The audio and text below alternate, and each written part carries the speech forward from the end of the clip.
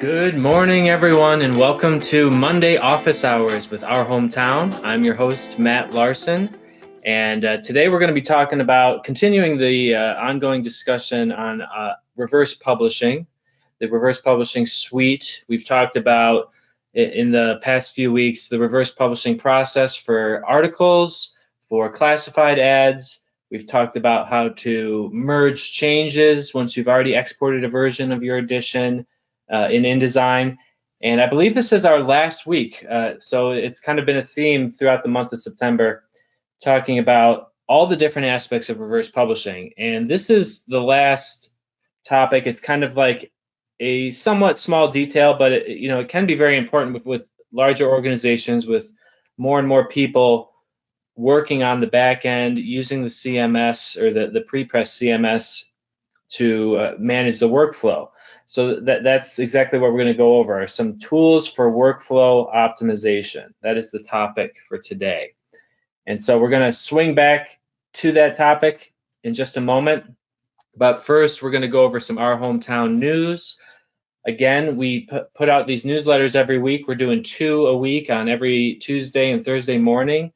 We put out a publisher newsletter, so keep an eye out for that. If you're not getting them yet, please email ops, and we'll make sure that we get you on the list, or make sure that if you're already on the list that you start seeing them in your inbox. We can work through that. But last week's topic on Tuesday was about promoting your website in your newspaper's print edition. And I thought this was a really great topic to bring to the forefront. It may seem obvious, but I think a lot of your readers may not even necessarily realize that you have a website or realize that it's updated every week with new articles. So it's a great way to get that audience onto your website just by promoting them in the print edition, because we know that they're obviously all reading the print paper if they're part of our subscriber base. So let's just go through this newsletter here. One question we're often asked at Our Hometown, whether it's by customers, prospective customers, or friends in the industry, is how can we get more traffic to our site? Now, that's a pretty open-ended question, and of course there are infinite ways that you can get traffic to your website, but one effective strategy is to market to your existing audience, your print readers, by making frequent mention of the website in your print edition. So that's exactly what I was just saying. The print audience is our core audience, and we just want to kind of open that up to all the channels that we're publishing on, including digital. So with the publishing world trending towards a digitally dominated landscape, you definitely want to make sure that your existing print readers are able to easily find your website. There may just come a day when distributing the print edition is no longer viable, and you don't want your readers going anywhere else for their news. Now, this isn't a hypothetical scenario here. This is something that we saw with the COVID shutdown. A lot of papers suspended their print temporarily, and a lot of them are back now, but not all of them. Some of them never started printing again, and now they're online-only publications. Oops. So, this is a real-world situation that we saw, and I think there were definitely many subscribers that were kind of left in the dark. They didn't know where to go to get the news.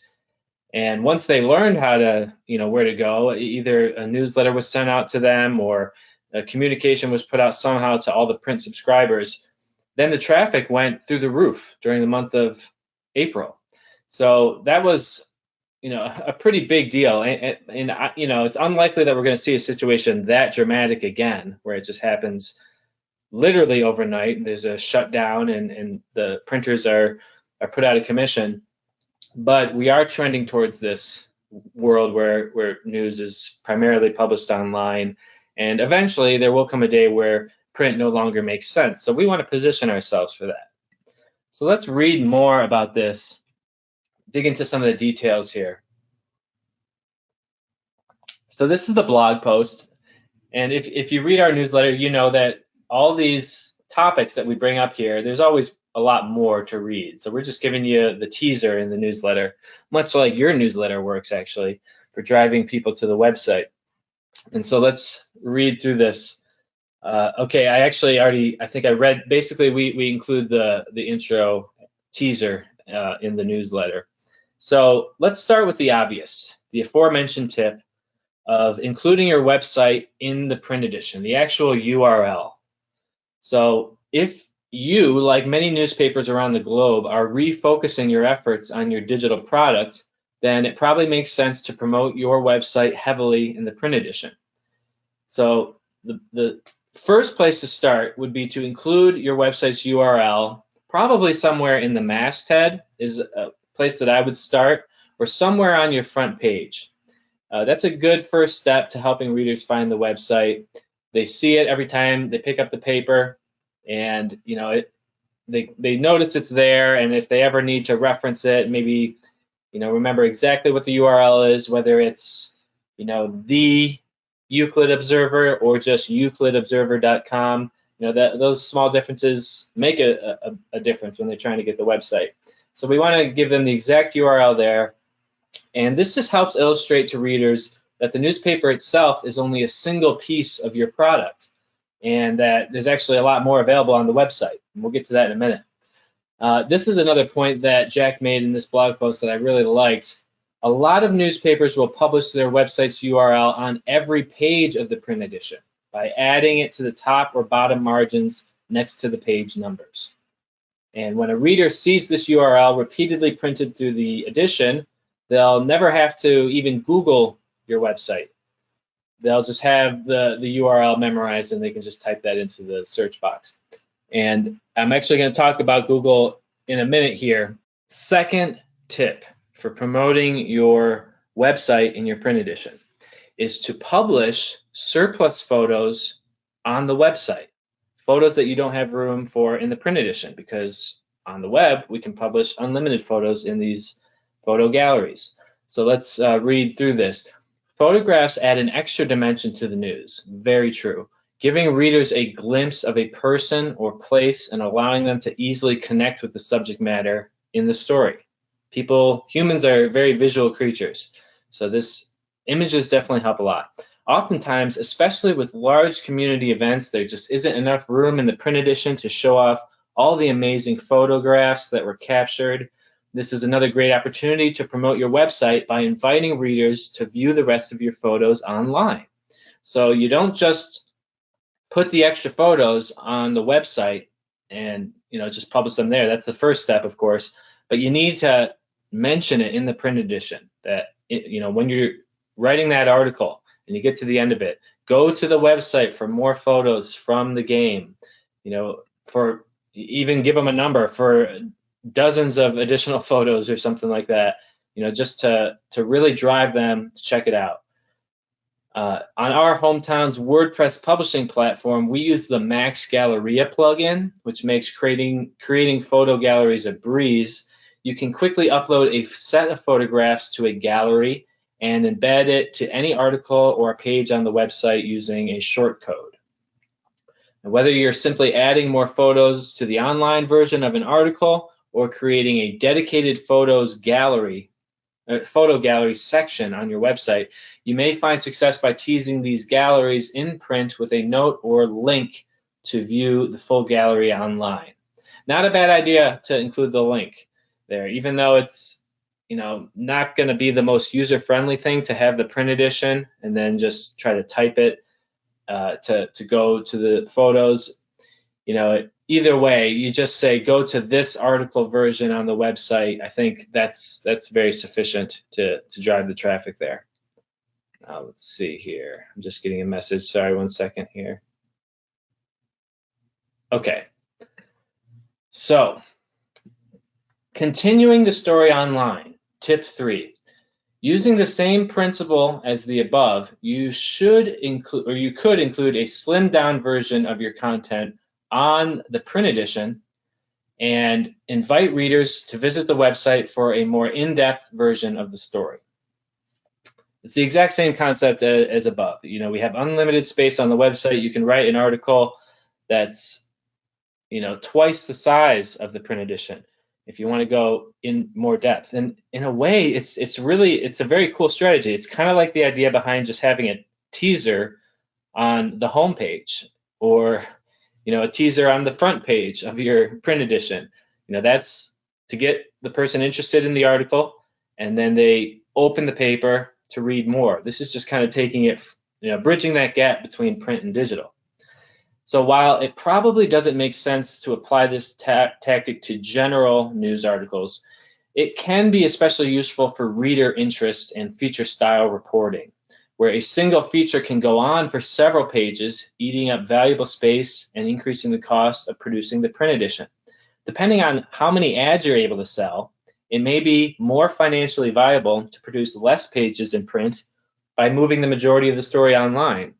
Now, I don't know about the economics of printing, but we are talking to more and more publishers that are reducing their print frequency. So they're just going from weekly to monthly or daily to 2 or 3 days a week. So they're just eliminating entire editions. Another option that you might consider would be to just make those editions smaller, or that this could be an option down the road. So you reduce the print frequency, but then you slim down the size of each edition. That way you're still getting in print, and you're still serving those advertisers that are, they really want to be in print. But this is another way to cut costs, because you can really, then it almost turns into the print edition is a marketing tool for the website, which I think is an excellent strategy. Of course, you can also include additional media and assets online, much like the photo galleries we mentioned above. While the print edition is largely limited to just text and a few photos, you could invite readers to download a full PDF of a certain document or view a full video of an incident on your website. So you're not going to publish the minutes from the town council's meeting that may be available in a PDF, but you would upload that to the website, tell people that the PDF is available for download on the website, and drive traffic that way. Or again, like video, obviously you can't publish a video in the print edition, so the only way to get that content out there is to put it on the website, but you've got to market it in the print edition to get that segment of your audience to check out these videos. You could even invite them to listen to the story online, which would be using our audio articles feature. So I love that idea. If you're using audio articles, promoting the fact that you are turning all your text articles into mini podcasts is a fantastic idea. And this could be, technically, it would be included in every article on the website. So you could put this in every article in your print edition. It might make sense if you're going that way to just put it right on the home page or something like that. Like listen to the entire edition online. Because if we're going to do one article for you with audio articles, we're going to do them all. Okay, fourth tip. Interactive content online. Another way to draw readers to your website is to utilize more interactive content online and promote it in your print edition. Our hometown's WordPress publishing platform includes tools like the polls and contests that you can use to appeal to readers. We're going to talk about polls in just a minute, a little bit more. Ask your readers to go to the website and share their opinion by voting on a poll that you've set up for the upcoming election, for example. Or you could create a trivia contest where readers submit their answer to a weekly trivia question online, along with their contact info for a chance to win a prize. All these things should be promoted in the print edition if you're already doing them on the website. Because these types of interactive things are, well, they're possible in print. You could have like a cutout thing that they fill in and mail in, but it's just so much easier to participate if it's digital. Also, if you have comments enabled online, this is really not possible in the same way in print. Invite your readers to join the discussion online at your website URL. Put that at the end of any hot topic news articles in print. Comments can be an especially effective way to get users coming back to your website, as they are constantly returning to respond to other users who have joined the discussion. I think we can all relate to that. Whether or not you have comments on your site, if you think about comments on social media, you put something out there and you get people interacting with the comment, it draws you back onto the platform. Okay, fifth tip for driving readers to your website. Promote the website and services in filler ads. I love this idea too. If you have unfilled ad space in your print edition, create some filler ads that drive users to the website. So all the things that we've been talking about here, you could promote rather than including it at the end of an article, you could promote in an ad format. It's easy to highlight the benefits of an online 24/7 news source over a once a day or a once a week newspaper. Try a simple ad campaign prompting users to keep up with the latest news online at yourwebsite.com.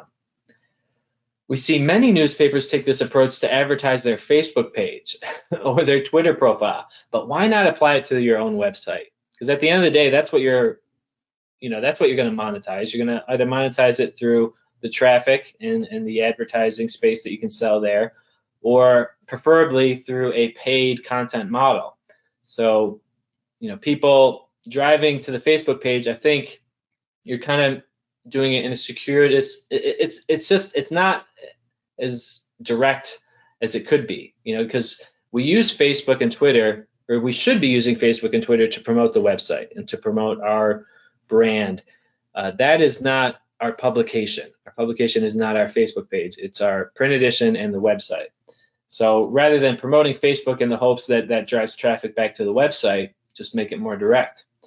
You should also promote any services that your website offers, because some print-only readers may not even know that these options are available.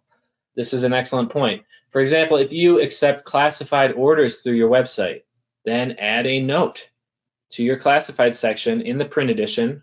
Just create an ad there, prompting readers to visit the website to submit online instead, or in addition to however they normally do it. You could even offer a small discount for submitting online, because it is a more efficient process. You don't need to have someone taking those orders over the phone. They can place classified orders 24/7 on the website. So there's a lot of reasons to provide that kind of financial incentive to go to the website. And place their ad there. If you accept announcement orders such as birthdays, anniversaries, obituaries through your website, then add a note to these sections, prompting readers to submit their own announcements through the website instead. Saves time for everyone.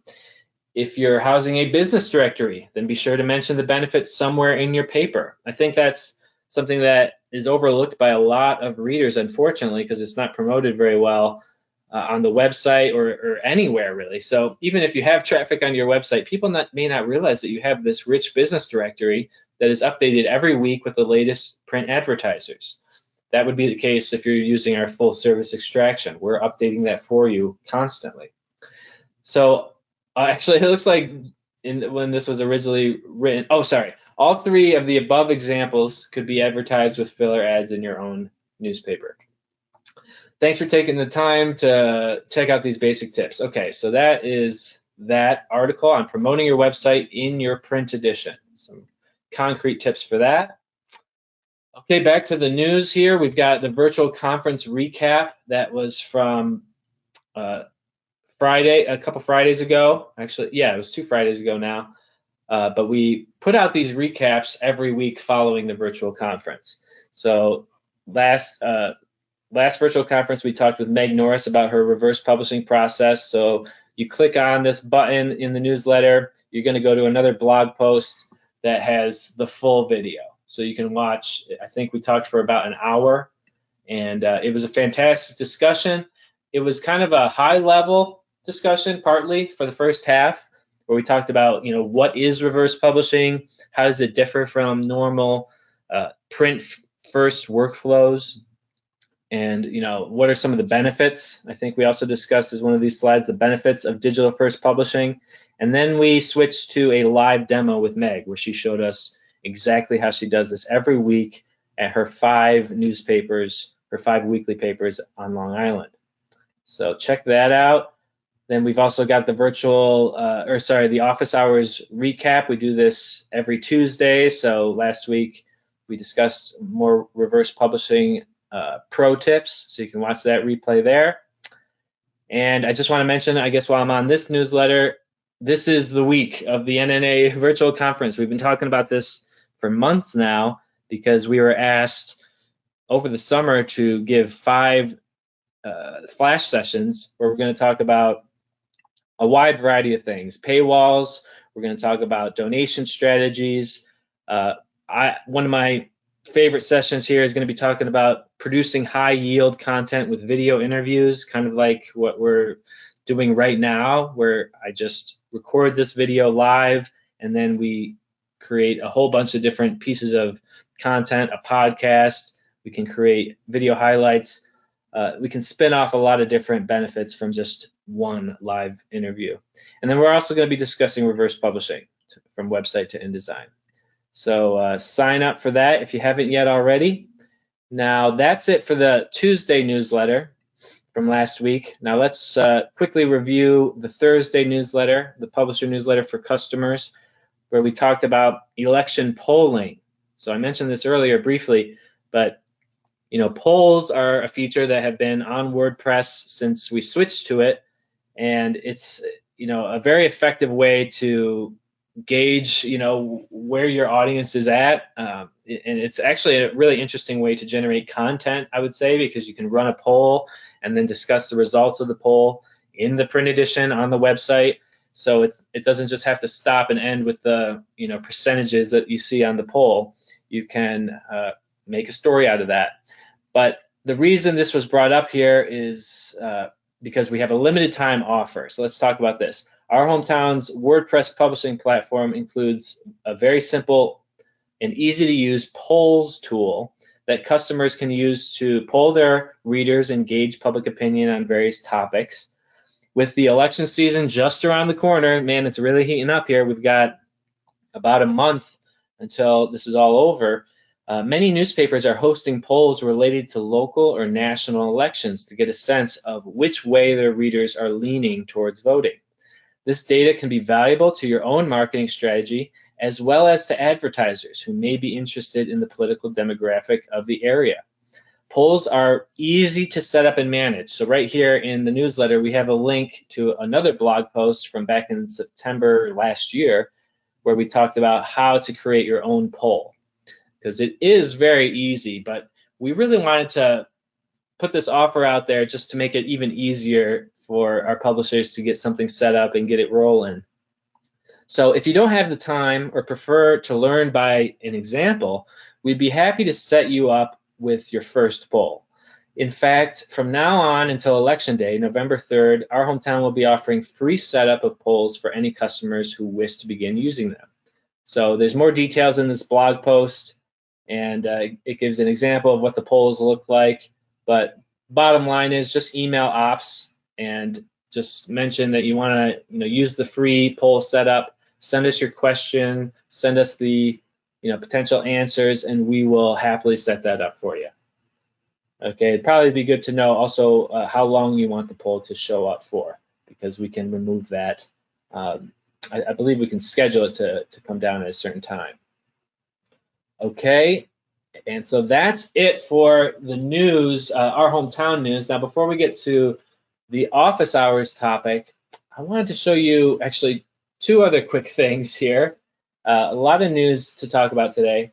This was something that my video editor, Steven, put together over the weekend, and I wanted to share it with you right now. We're going to probably be talking about this more in the future. This is an idea that we've had since the beginning of audio articles, which is that you could, in theory, put together a podcast or a video, both at the same time, really, that's an audio edition, or a video edition in this case. But let's just talk about audio. It's an audio edition rather than audio articles. And what do I mean by that? What I mean is that we can take every audio article, because remember, we're transcribing every text article that's published on the website, and we're exporting them as an article that you can listen to, but they're individual mini podcasts. So you can listen to that one story, but then once the story's over, the podcast ends. But this is an idea that we've had, and we may be looking into automating this in the future. Right now, it's a process that we have to do manually, but it's really just kind of a proof of concept. So watch this. This is what we can kind of do. Oops. Election polling, free setup through election day. Our hometown's WordPress publishing platform includes a very simple polls tool that customers can use to poll their readers and gauge public opinion on various topics. Okay, so you might recognize that. That's the blog post that I was reading off of earlier. So the blog post, this was all created on our marketing website. It was turned into an audio article, and then we basically put it into this video format. And in order to have a video, you need some type of a visual, so we just use the featured image.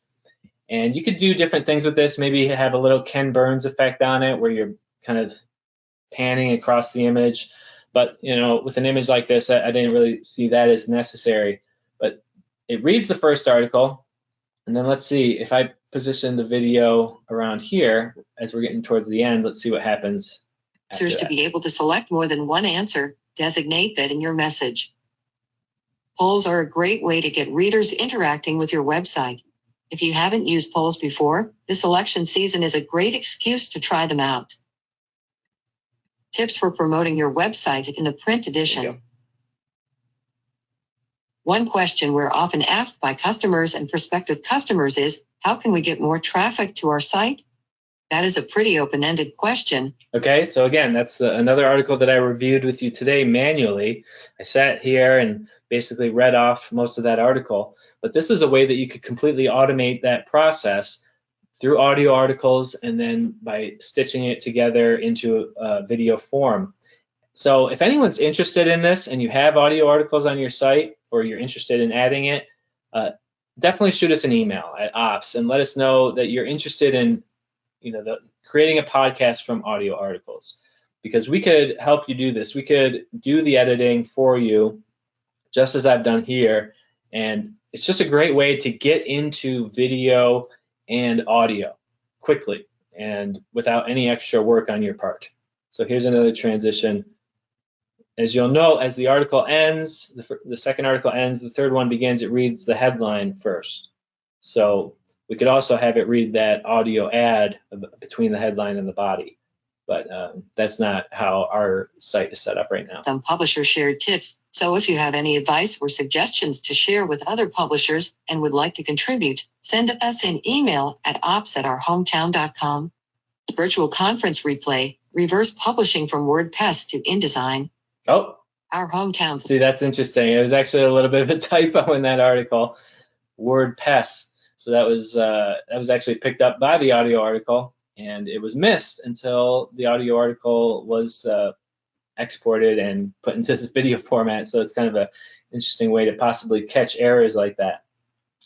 Now, here's, again, like these are just all the stories that were on the blog post last week. So if you can imagine the workflow, it's like you publish all your articles on the website one week, or we extract them for you.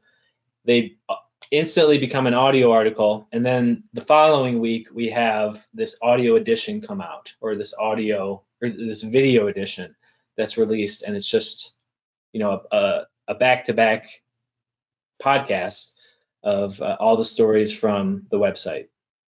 A virtual conference leads. So we went to virtual conference, and then we talked about, these are all things that we discussed in last week's office hours.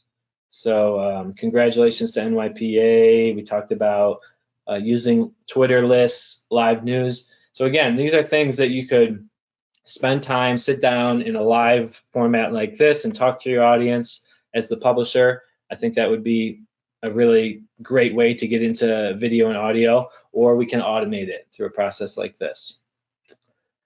Okay, so that's kind of an exciting new development, but before we get on to the main topic, I just want to bring up one more piece of industry news that we're going to be digging into in more detail. We're going to be putting out a full analysis on this on our blog in the near future, but I just want to give you a little bit of a teaser. This is an article that came out in Nature, Human Behavior. So this is a real scientific article about Google News and its inherent bias against local news outlets, including newspapers. So, I would say the science is officially in. This is something that we've all felt as an industry. Publishers are constantly fighting this, And as website providers, we're also focused on, combating the bias against local newspapers by, doing everything we can to follow Google's guidelines on SEO and getting traffic to the website, doing everything we can to update the website on a regular basis. Because here's the thing, Google is an artificial intelligence at this point. It is not like necessarily a deliberate decision on behalf of the executives or any of the people running Google. It's just an AI that has been set up to, kind of find what it thinks you want to see. And this bias is seriously hurting local media. So let's talk about it. The article is titled Auditing Local News Presence on Google News. Local news outlets have struggled to stay open in the more competitive market of digital media. This is from the abstract. Some have noted that this decline may be due to the ways in which digital platforms direct attention to some news outlets and not others. To test this theory, we collected 12.29 million responses to Google News searches within all US counties for a set of keywords. We compared the number of local outlets reporting in the results against the number of national outlets. We find that unless consumers are searching specifically for topics of local interest, national outlets dominate search results. Features correlated with local supply and demand, such as the number of local outlets and demographics associated with local news consumption. Sorry, I read that in a weird way. Features correlated with local supply and demand, such as the number of outlets and demographics associated with local news consumption, are not related to the likelihood of finding a local news outlet. Our findings imply that platforms may be diverting web traffic, and desperately needed advertising dollars away from local news. This is kind of a big deal. The fact that it's now been proven scientifically that Google is driving traffic away from local media to the national outlets. I mean, who knows what the impact has been on, all the polarization that we see across Facebook and, all social media, because everyone is reading the same national brands. They're not actually reading their local newspaper anymore when they search for general topics. They're being directed to the national outlets. So that's very interesting. Again, unless they're specifically searching for local interest. So that's good. If I'm searching for the name of the mayor, I'm still going to get the local newspaper. That's just accurate indexing, though. The fact that this is biased against local newspapers for these general interest topics is a problem. So I'm going to read through this. We're coming up against, towards the end of the office hours here, but the main topic that I want to demo for you guys will only take a few minutes. So I do want to just read this introduction for you because it's absolutely fascinating, and we will be including a link to this in our analysis. But this is just kind of like a great overview of all the issues that we're dealing with as an industry. Okay, so let's see if I can make this a little bigger so it's even easier to read on the screen. Okay. Local news in the United States is disappearing, leaving citizens with less access to the information necessary to participate in the civic and political life of their communities. From 2003 to 2018, 1 in 5 newspapers in America ceased publishing. These closures have left about half of the 3,143 counties in the United States with only a single paper, and about 200 counties without any local paper, so-called news deserts. The widespread decline of local news has been associated with changes in the advertising business brought about by online news consumption. Almost 90% of Americans obtain some of their local news digitally, with almost half of local news consumption occurring on mobile devices. Digital consumption has also nearly surpassed television as the preferred medium for accessing local news, 37 versus 41%. Because the internet offers a broad set of media options, individuals rely on curation by search engines and other online platforms, which are now central conduits through which individuals access news on the internet. Almost 1/4 of traffic to online news sites comes from search engines, and it falls on them to rank and prioritize news outlets to help users determine what content to consume.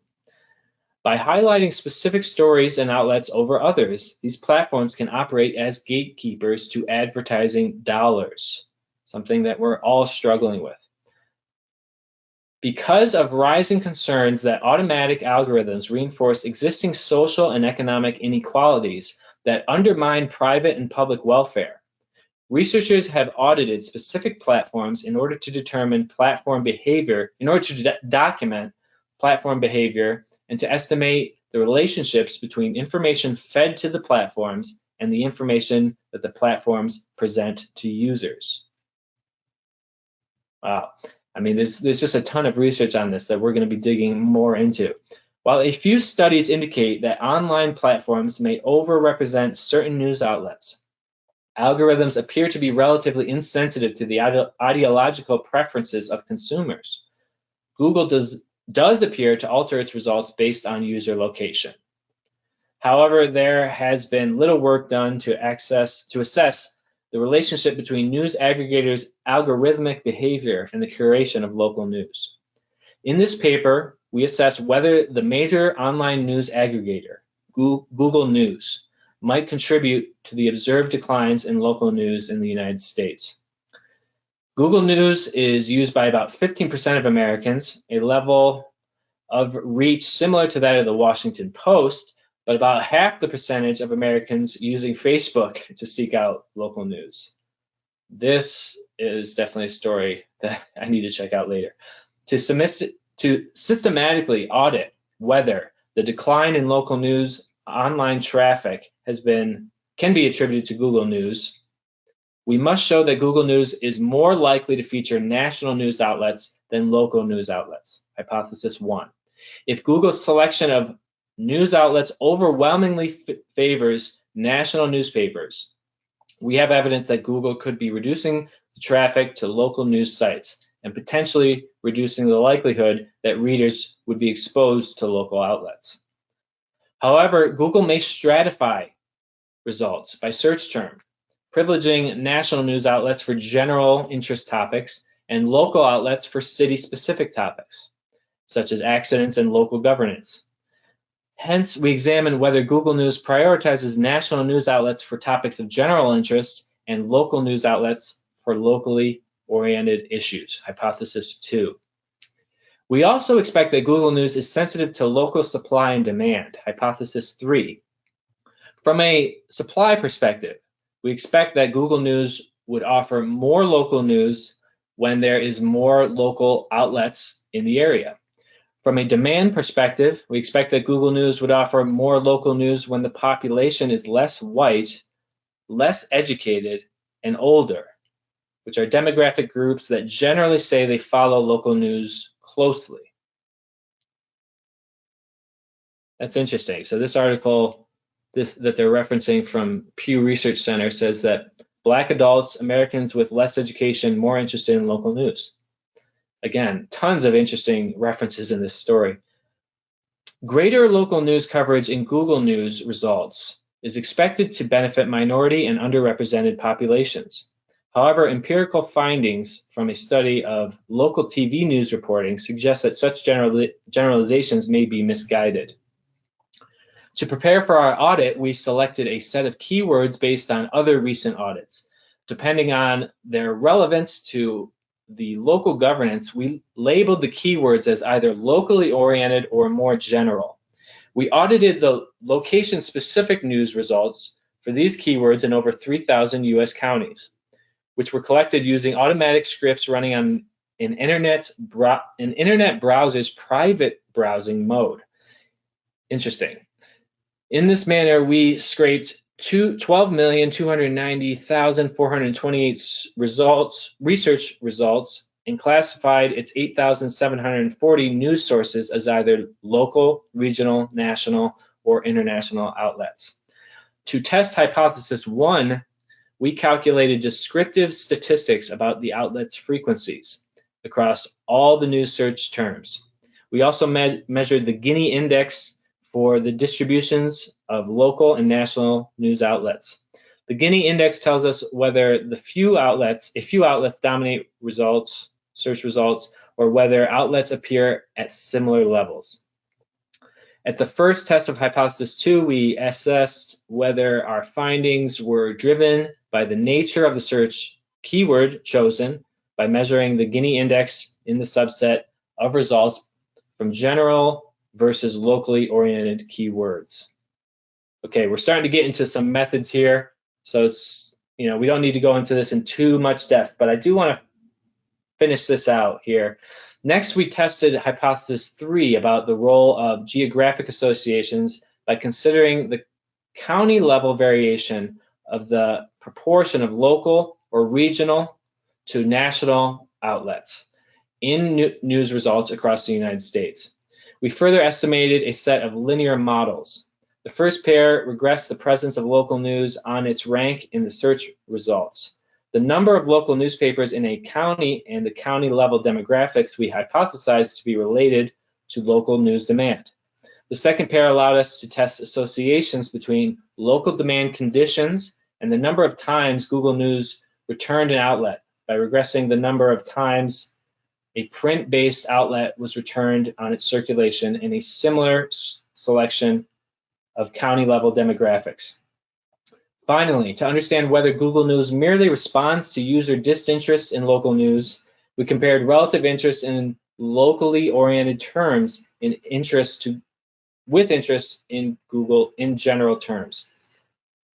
We did this by collecting and analyzing Google Trends data for each term in our query list.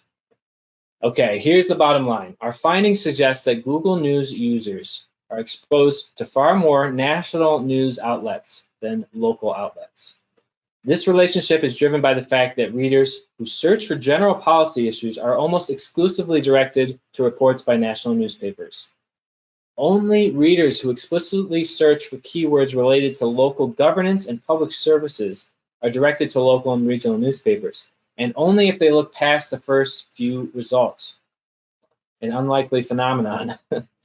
Isn't that true? I think we can all attest to that.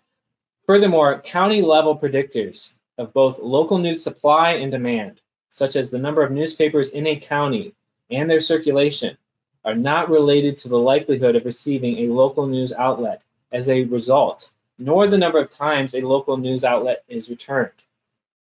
These results indicate that there is sparse evidence that Google News' algorithms are sensitive to local supplier demand. However, the analysis of Google Trends data suggests that users have more interest in locally oriented terms than general ones, which indicates that user interest may moderate the negative relationships between the platform and local news exposure. So despite the high interest in local topics, there is still this bias that is revealed in this analysis. So, that was quite a lot to process here. I think it's something that, I've had to mull over a few times for the past week since I first saw this. But again, we're going to be digging into this in a lot more detail. We're going to be getting our engineer's perspective, just from a technical person looking at this, how do they interpret these results? And we'll be discussing it in much more detail in future, I'm sure, future office hours, future Our Hometown News segments, and on our blog. Okay, now let's wrap this up. So we've got the topic of today, again, is, let's get back to it, the reverse publishing tool. This is the last installation of it. So let's get to this tutorial now. I'm going to go to my demo site, WordPress-demo.ourhometown.com. And the workflow tools that we're talking about here are all controlled on the back end through a plugin called Edit Flow. Okay, so you can come in here and learn more about this plugin. There's a lot of things that it does, but the things that I want to focus on are just the critical tags and status updates that we can put on articles to regulate the workflow. So like, again, imagine that you're using this system to produce your print edition. You're doing reverse publishing. How would you go about managing the content and getting it to the right person when they need to see this article? Because let's say you have a reporter that writes a first draft on an article. It needs to go to the editor next. Then it needs to go to the paginator. How is that going to be communicated through this CMS, this pre-press CMS? Well, one of the best ways that you can do it, I would argue, is with the article status. So let's go to edit this article and take a look. So we have basically a bunch of custom statuses in here. So like when you look at your WordPress site, when we first set it up for you, it probably only has, I think, 2 or 3 of these options in here: draft, publish, and I believe pending review. But then all these other things are custom statuses that have been set up in Edit Flow. So this is what I'm talking about when I say, every time I talk about this, that you can create custom statuses, because we can create a status for every person at the paper. We could create a status ready for Matt, ready for John, whoever needs to get, whoever's part of the workflow. And this is basically how we're going to assign it to different people in that workflow. So I set up these custom statuses. Ready for Matt is an example, as if I was the editor. So I could set this article, update the status as ready for Matt. And then the key here is that I would go back, hopefully that's saved, I think it did, yep. If I go back to all articles, every day I could just come in here in the morning and search for ready for Matt articles, just filter for that. And I would just get this one story for now. But that's how I primarily see this being used, through the filters. There's other ways that we can, create a workflow. You can get creative with the different categories, things like that. But this is kind of a neat plugin that I think is worth looking at, this Edit Flow. So if we go over to Edit Flow here, I want to show you, oh, there's our custom statuses. So we've got all of these different options here. You can have editorial comments. You can, create a story budget. We can have a calendar of different articles. These are all things that are really interesting to dig into, but I just want to show you the critical stuff, like the custom status. I can come in here and edit my custom status at any time, the different custom statuses that are options. So we have ready for Matt. Let's say I want to add ready for John, and the description is ready for John, editor, to review and finalize for print. I add that new status, then it's going to show up in this list on the right here, ready for John, and it's got the description. And look at this, you can actually see all the articles that are categorized in these different custom statuses. But then if I go back to articles, now I could edit this. And let's say, I'm the reporter, so it was ready for me yesterday. I made some changes to the article. Now I can reassign that ready for John, and that custom status is already available instantly. So, you can edit these things on the fly as you get new people working at the paper. You can easily update the custom statuses so that you can basically insert them into the workflow. Now, wait a second, did that actually save the way I wanted to? Oh, because what happened was when you save it as one of these statuses, it's actually unpublishing it, because these are articles that are offline, and they're part of the pre-press process still. So they're going to be marked as drafts when you change them to a non-published status. Okay, but then if I either hit publish, or really what I'd probably want to do in that case is just change and then say save as ready for Matt. You want to use that save option when you're changing the statuses, and you want them to all stay as drafts. If I were to hit publish, it's going to take it out of that custom status and put it in really one of the default statuses, which is published. Okay, so that's what just happened there. It just published that story. Now I'm curious here, I don't actually know this, so bear with me for a moment. If we go to these custom statuses, is there a way, let's edit this one. Well, you can make them as default. Interesting. Okay.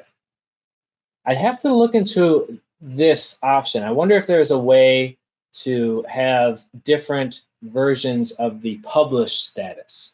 So you can have an article live on the website, but then have different sub custom statuses that are all published, but they have different tags on them. That would be something I'd have to look into in a little bit more. So I'll follow up with engineering on that, and maybe we'll put out an update after this live stream. But that's it for today's main office hours topic. We didn't have a whole lot of questions today, so I just spent a lot of time on some of the things that are happening at the company, some of the industry news. But that's it for today. So I'll wrap it up here. We're just about at an hour, so right on time. And again, thank you all for joining me and for checking out the video if you're watching it after it's published on YouTube. And we'll see you next week for office hours, again, every Monday here at noon with Matt. And we'll check you at that next one. Thank you all very much, and we'll see you next time.